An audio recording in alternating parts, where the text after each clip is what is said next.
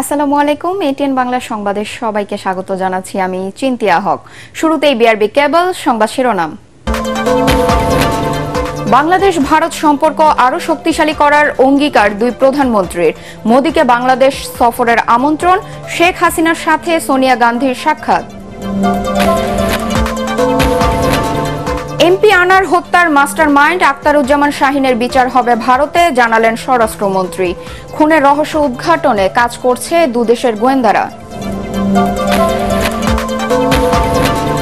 2023-24 অর্থ বছরের 37,817 কোটি 40 লাখ টাকার সম্পূরক বাজেট জাতীয় সংসদে পাস। এবং রাজধানীর হাটগুলোতে আসতে শুরু করেছে কোরবানির পশু।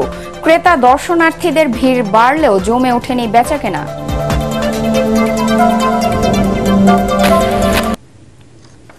শুনছিলেন বিআরবি কেবল সংবাদ শিরোনাম। এবার বিস্তারিত সংবাদ। বাংলাদেশ ভারতের সম্পর্ক আগামীতে আরও শক্তিশালী করার অঙ্গীকার করেছেন দুদেশের প্রধানমন্ত্রী শেখ হাসিনা ও নরেন্দ্র মোদি। দিল্লিতে মোদি সরকারের শপথ অনুষ্ঠান শেষে এক বৈঠকে এই আশাবাদ জানান দুই নেতা। একই সাথে মোদিকে বাংলাদেশ সফরের আমন্ত্রণ জানান শেখ হাসিনা।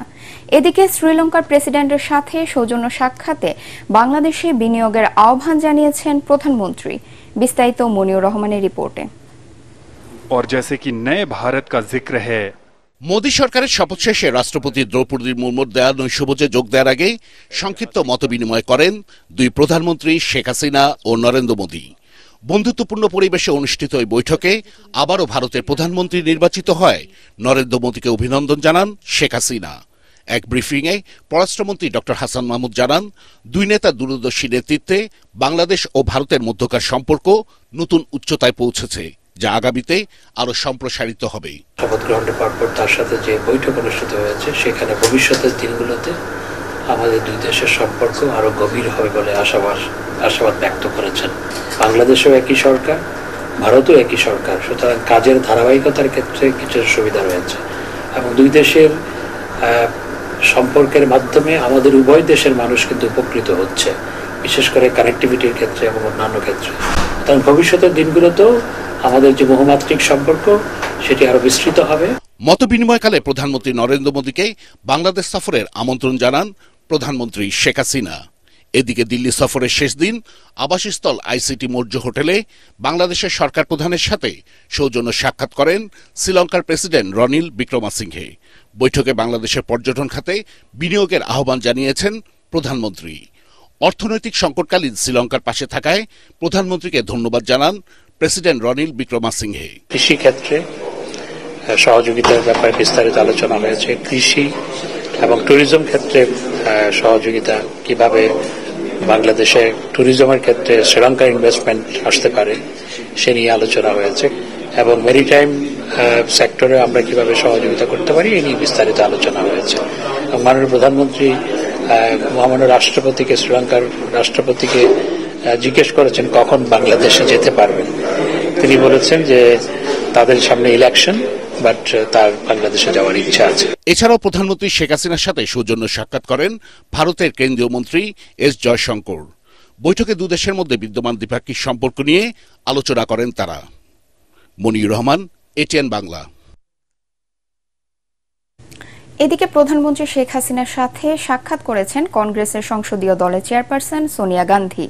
দিল্লির আইটিসি মৌর্য হোটেলে অনুষ্ঠিত এই সাক্ষাতে সাবেক কংগ্রেস প্রেসিডেন্ট রাহুল গান্ধী এবং দলের সাধারণ সম্পাদক প্রিয়াঙ্কা গান্ধী উপস্থিত ছিলেন।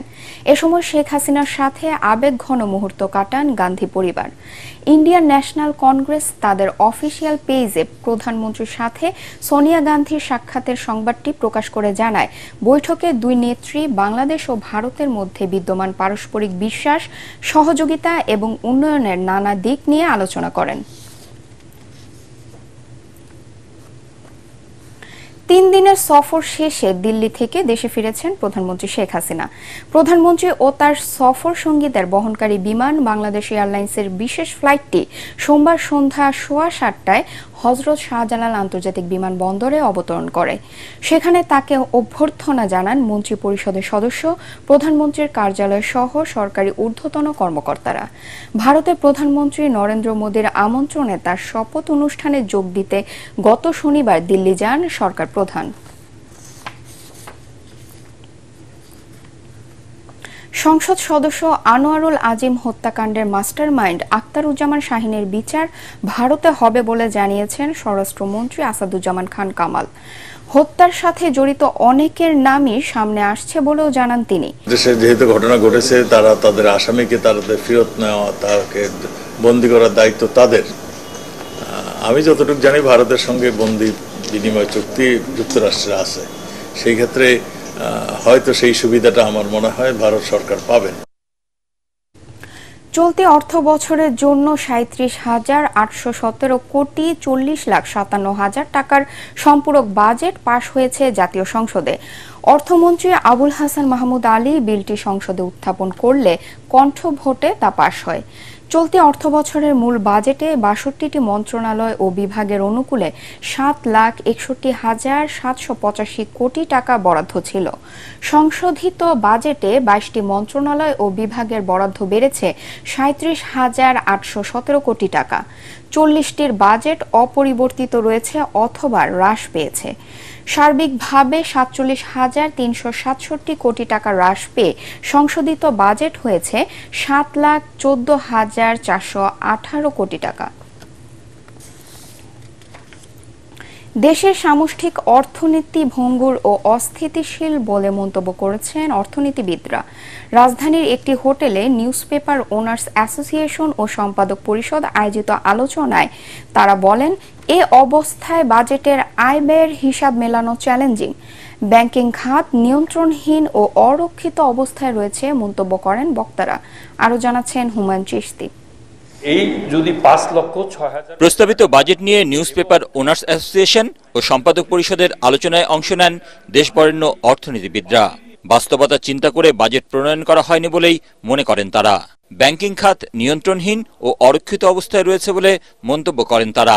প্রস্তাবিত বাজেটকে এক হিসাবে বলা যায় বাস্তবসম্মত, আর কি বা করা যাচ্ছে, অন্যভাবে বলা যায় যুব কাষ্ঠে বাঁধা বলির পশুর মতো। আমাদের ফাইন্যান্সিয়াল ম্যানেজমেন্ট, বিশেষ করে ব্যাংকিং খাতের যে দুর্বলতাগুলোকে আমরা নিজেরাই সৃষ্টি করেছি, সেগুলো কিন্তু আজকে আমাদেরকে এখানে এই প্রান্তে নিয়ে আসে।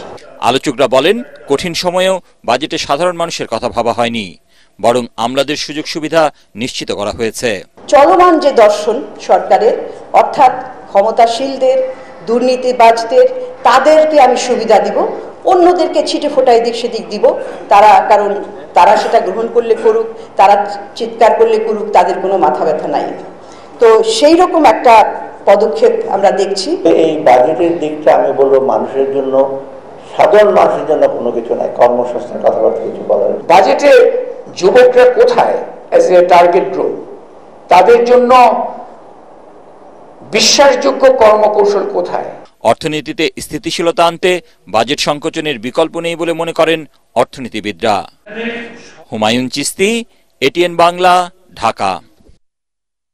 আগামী ২৩শে জুন আওয়ামী লীগের ৭৫তম প্রতিষ্ঠা বার্ষিকী উপলক্ষে দলের সাধারণ সম্পাদক ওবায়দুল কাদেরের সঙ্গে মতবিনিময় করেছেন ঢাকা মহানগর উত্তর দক্ষিণ আওয়ামী লীগ ঢাকা জেলা সংসদ সদস্য ও ঢাকার ২ মেয়র।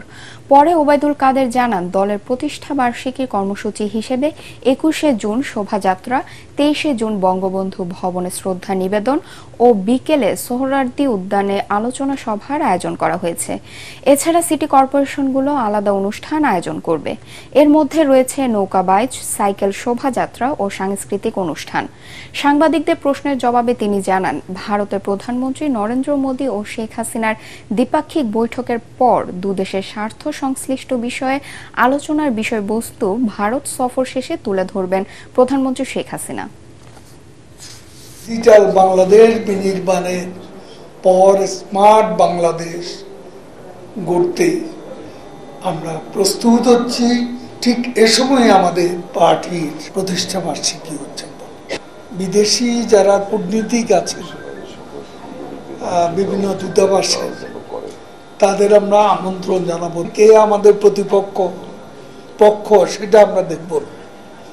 রাজনৈতিক দল হিসেবে নিবন্ধিত যে দলগুলো আছে সব দলকে আমরা আমন্ত্রণ। ভারতের জনগণের মতো ভোট দিয়ে নিজেদের প্রতিনিধি নির্বাচনে বাংলাদেশের মানুষের আকাঙ্ক্ষাকে নরেন্দ্র মোদীর নতুন সরকার মর্যাদা দেবে বলে প্রত্যাশা বিএনপির। ঢাকা রিপোর্টার্স ইউনিটিতে কৃষক দলের আলোচনা সভায় দলের মহাসচিব মির্জা ফখরুল ইসলাম আলমগীর কথা বলেন। আওয়ামী লীগের ভারতের উপর নির্ভরশীল দাবি করে তিনি বলেন, তাই পানির ন্যায্য হিসাব আদায় ও সীমান্তে বিএসএফ এর হত্যাকাণ্ড নিয়ে সরকার নীরব। প্রস্তাবিত বাজেটকে লুটপাটের বাজেট মন্তব্য করে মির্জা ফখরুল বলেন, নিত্যপণ্যের সীমাহীন মূল্য বৃদ্ধিতে ক্রয় ক্ষমতা হারিয়েছে সাধারণ মানুষ। বিএনপি মহাসচিব বলেন, আওয়ামী লীগ রাজনৈতিক দল হিসেবে দেউলিয়া হয়ে এখন আজিজ বেনজির লীগে পরিণত হয়েছে। সরকার যে কারণে তারা কোনো মতেই ভারতের বিরুদ্ধে কথা বলতে চায় না। ভারতের বিরুদ্ধে তো বলতে চাই না আমরা। যে বিষয়গুলো আমার ব্যক্তিগত ইন্টারেস্ট, আমার রাষ্ট্রের ইন্টারেস্ট, জনগণের ইন্টারেস্ট আছে, স্বার্থ আছে, সেগুলো নিয়ে তো আমি কথা বলতেই হবে আমাকে। আমাদের যেটা প্রত্যাশা যে ভারতের সরকার জনগণের যে প্রত্যাশা বাংলাদেশের মানুষের, সেই প্রত্যাশাকে তারা মর্যাদা দেবেন এবং সেইভাবেই তারা বাংলাদেশের সঙ্গে সম্পর্ক গড়ে তুলবেন।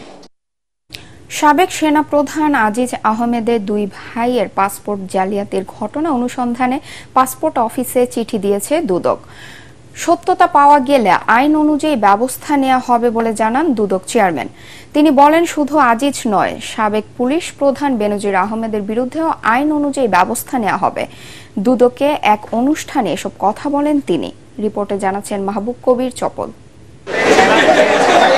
সাবেক সেনাপ্রধান আজিজ আহমেদের ভাই হারিস আহমেদ পাসপোর্ট নিয়েছেন মোহাম্মদ হাসান নাম দিয়ে, আর জোসেফ পাসপোর্ট করেছেন তানভীর আহমেদ তানজিল নাম দিয়ে।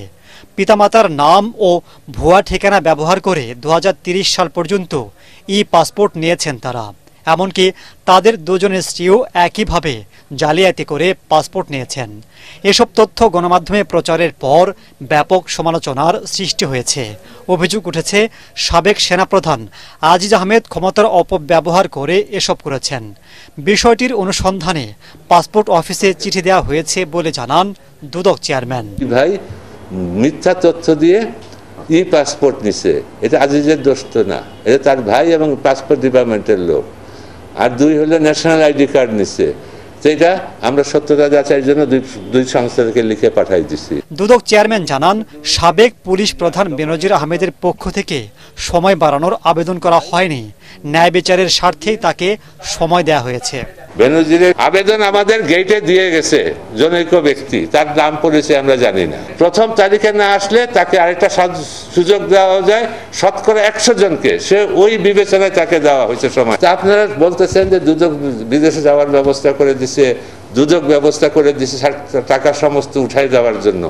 তো এগুলি তো আপনাদের, এর জন্য আমাদের লোকজন আপনাদেরকে অ্যাভয়েড করতে চায়। এ সময় দুদক কমিশনার জহুরুল হক বলেন, দুর্নীতি করে অনেকেই ভিআইপি সিআইপির মর্যাদা পাচ্ছেন, যা দুঃখজনক। আমি বৈধ সম্পদ নিয়ে জীবনযাপন করি, আমাকে কেউ পাত্তা দেয় না। যদি আমি অবৈধ সম্পদ আলা হই, আমি সিআইপিও হই, ভিআইপিও হই, উপর থেকে সবই হই। দুদক মিডিয়া অ্যাওয়ার্ড বিজয়ীদের মধ্যে এর আগে দুর্নীতি বিরোধী রিপোর্টের জন্য অ্যাওয়ার্ড দেয় দুদক। এটিএন বাংলার বিশেষ প্রতিনিধি মাহবুব কবির চপল টেলিভিশন ক্যাটাগরিতে সেরা হন। পুরস্কার ক্রেস্ট সনদ। Mahbub Kabir Chapal, ATN Bangla, Dhaka. Photo session.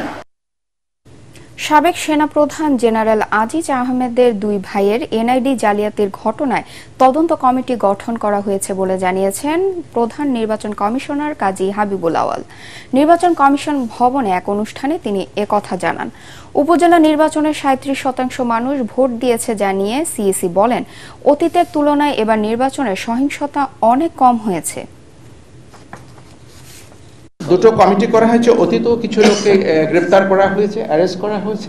Aziz সাহেবের বিষয়টা আমরা জেনেছি, বঙ্গবন্ধু মুসলেউদ্দিনের ছেলেরা করেছে, হারিস চৌধুরীটাও বোধহয় করেছিলেন। এগুলো আসছে, কিন্তু একটা জিনিসে যদি 99.9% লোক এটা সুবিধা পেয়ে থাকে, 1% লোক এর অপব্যবহার করেছে, তাদেরকে আইনের আওতায় আনতে হবে। আমরা সিস্টেমটাকে বর্জন করতে পারবো না। ও ন্যায় বিচার নিশ্চিত করতে সারা দেশের বিচারিক আদালতগুলোর আধুনিকায়ন ও উন্নয়নে প্রধানমন্ত্রীর সহযোগিতা চেয়েছেন প্রধান বিচারপতি ওবায়দুল হাসান। প্রধান বিচারপতির এজলাস কক্ষের সংস্কার পরবর্তী বিচারিক কার্যক্রমের সূচনা উপলক্ষে বিশেষ অধিবেশনে তিনি ন্যায় বিচার অব্যাহত রাখার অঙ্গীকার ব্যক্ত করেন। বিশেষ এ অধিবেশনে উপলক্ষে প্রথমবারের মতো আপিল বিভাগের এজলাস কক্ষের কার্যক্রম সরাসরি সম্প্রচারের সুযোগ দেওয়া হয়। এ সময় আপিল ও হাইকোর্ট বিভাগের বিচারপতি সহ আইনজীবীরা উপস্থিত ছিলেন। Attorney general AM Amin Uddin বলেন, মামলা জোটে বিচারাঙ্গন ভারাক্রান্ত, এ থেকে বিচারাঙ্গনকে মুক্ত করতে হবে। বর্ষার মৌসুমে অনেক আদালত ভবন পানিতে ভেসে যাচ্ছে, অনেকগুলো জরাজীর্ণ ভবন ভীষণ ঝুঁকিপূর্ণ অবস্থায় রয়েছে। অধস্তন আদালতগুলোতে স্বচ্ছন্দ বিচার প্রক্রিয়া পরিচালনার স্বার্থে এ সকল স্থাপনাগুলোর আধুনিকায়ন ও উন্নয়নের জন্য আমি বিনীতভাবে মাননীয় প্রধানমন্ত্রীর সুবিবেচনা ও সুদৃষ্টি কামনা করছি। আমার বিশ্বাস ন্যায় বিচারের পরিবার শিখায় সেটি আলো বেরিয়ে যাবে, যুগ থেকে যুগান্তর অনন্তকাল ধরে লিখে যাবে গণমানুষের অধিকারের প্রয়াস। রাজধানীতে কোরবানির পশুর হাটে ক্রেতা দর্শনার্থীদের ভিড় বাড়ছে প্রতিদিনই, তবে বেচাকেনা এখনো জমে ওঠেনি।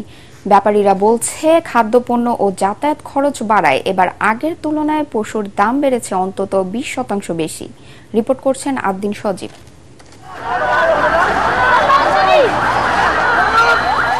করে নাড়ছে পবিত্র ঈদুল আজহা। দেশের বিভিন্ন জেলার পশুতে এখন ভরপুর ঢাকার কোরবানির হাট দেখতে হাটে ছুটে আসছেন নগরবাসী, তবে এখনো বেচা বিক্রি তেমন দেখা যাচ্ছে না। অনেক বেশি ডাবল। গতবার যা বেচছি 1 লাখ টাকার গরু এই বছর 2 লাখ টাকা বেচতে হবে, নাহলে চালান উঠবো না। 3,70,000 চাইছে, 2,60,000 বললাম, 2,80,000 নিব আর কি। পশুখাদ্যের দাম বাড়ায় এবার তার প্রভাব পড়েছে হাটে। আগের ঈদের চেয়ে অন্তত 20% বেশি টাকা গুনতে হবে ক্রেতাদের। দ্রব্যমালের দাম বাড়তে হওয়ার কারণে গরুর প্রতি এবার মাংসভূতেও দাম বেশি হবে। ব্যাপারীদের কিন্তু খরচ নাই, ব্যাপারীদের খরচ নেই, আমাদের খরচ হাতির মাধ্যমে। প্রতিদিনই দূর দূরান্ত থেকে পশু আসছে ঢাকায়, যাচ্ছে ঢাকা উত্তর ও দক্ষিণ সিটি কর্পোরেশনের 19টি হাটে। তবে পশুবাহী ট্রাকে এবার চাঁদাবাজি ও ভোগান্তি কমেছে। অতি শর্টে চলে আসলাম, ইনশাল্লাহ ভালোভাবে আসছি, ভালোভাবে পৌঁছেছি, পৌঁছে এখন আমরা গরু এই জায়গায় নামাইতেছি। রাস্তায় আটকে যেরকম টাকা চাইছে 5,000, 10,000, 20,000 টাকা দেওয়া লাগবো, ঠিক আছে, বিভিন্ন কথাবার্তি বলে। রাস্তায় 2-20 টাকা করে দিতে হয়, 50 টাকা। ব্যাপারীদের আশা 2-1 দিনেই জমে উঠবে রাজধানীর পশুর হাট। রাস্তায় এখন চাঁদাবাজি কমেছে এমন তথ্য ব্যাপারী আর যারা ট্রাক চালক রয়েছেন তাদের। তারা বলছেন যে পুলিশ প্রশাসনের তৎপরতা যদি থাকে তাহলে রাস্তায় এই চাঁদাবাজির পরিমাণ একেবারেই শূন্যের কোঠায় নেমে আসবে। আদ্দিন সজীব, ATN বাংলা, ঢাকা। কম খরচে আম পরিবহনের জন্য চাঁপাইনবাবগঞ্জ ঢাকা রুটে ম্যাঙ্গো স্পেশাল ট্রেনের উদ্বোধন করা হলো। একই সাথে আলাদা বগি যুক্ত করে ক্যাটল স্পেশাল ট্রেনের কার্যক্রমও শুরু হয়েছে। সোমবার সন্ধ্যায় চাঁপাইনবাবগঞ্জ স্টেশনে সংসদ সদস্য আব্দুল ওদুদ এই স্পেশাল ট্রেনের উদ্বোধন করেন। এ সময় পশ্চিমাঞ্চলীয় রেলওয়ের অতিরিক্ত মহাব্যবস্থাপক আহমেদ হোসেন মাসুম, প্রধান প্রকৌশলী আসাদুল হক সহ অন্যান্যরা উপস্থিত ছিলেন। প্রথম দিনে চাঁপাইনবাবগঞ্জ থেকে 1,805 কেজি আম নিয়ে যাত্রা শুরু করে ট্রেনটি। আর 12 জুন থেকে 14 জুন পর্যন্ত কোরবানির পশু পরিবহন করা হবে। টি-20 বিশ্বকাপ ক্রিকেটের খবর।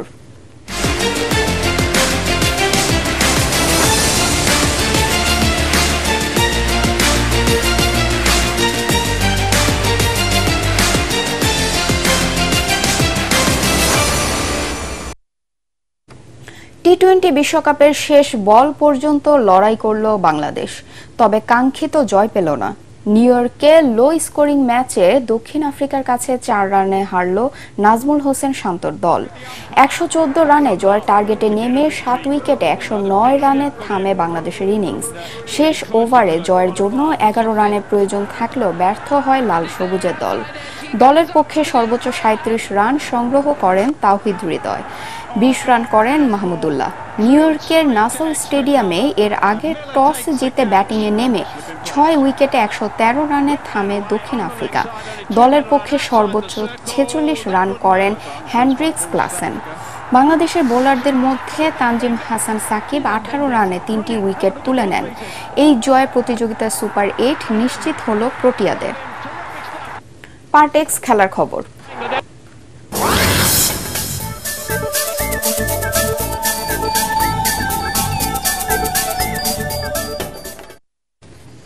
আন্তর্জাতিক প্রীতি ফুটবলে ইকুয়েডরকে 1-0 গোলে হারিয়েছে আর্জেন্টিনা। মেসিকে ছাড়াই এই ম্যাচে মাঠে নামে কোপার বর্তমান চ্যাম্পিয়নরা। যুক্তরাষ্ট্রের শিকাগোতে পুরো ম্যাচে আধিপত্য দেখিয়ে খেলে আলবিসেলেস্তোরা। ম্যাচের প্রথম হাফেই গোলের দেখা পায় স্কালোনির দল। 40 মিনিটে এগিয়ে দেন অধিনায়কের দায়িত্বে থাকা ডি মারিয়া। 56 মিনিটে বদলি হিসেবে মেসি মাঠে নামলেও ব্যবধান বাড়াতে পারেনি বর্তমান চ্যাম্পিয়নরা। 15 জুন দ্বিতীয় প্রস্তুতি ম্যাচে গুয়েতেমালার বিপক্ষে খেলবে আর্জেন্টিনা। শেষ করার আগে বিআরবি কেবল সংবাদ শিরোনাম আরেকবার। বাংলাদেশ ভারত সম্পর্ক আরো শক্তিশালী করার অঙ্গীকার দুই প্রধানমন্ত্রীর। মোদিকে বাংলাদেশ সফরের আমন্ত্রণ, শেখ হাসিনার সাথে সোনিয়া গান্ধীর সাক্ষাৎ। এমপি আনার হত্যার মাস্টারমাইন্ড আখতারুজ্জামান শাহীনের বিচার হবে ভারতে, জানালেন স্বরাষ্ট্রমন্ত্রী। খুনের রহস্য উদ্ঘাটনে কাজ করছে দুদেশের গোয়েন্দারা।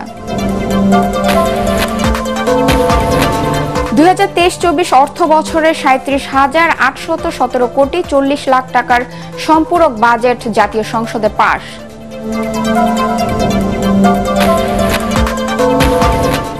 এবং রাজধানীর হাটগুলোতে আসতে শুরু করেছে কোরবানির পশু। ক্রেতা দর্শনার্থীদের ভিড় বাড়লেও জমে ওঠেনি বেচাকেনা।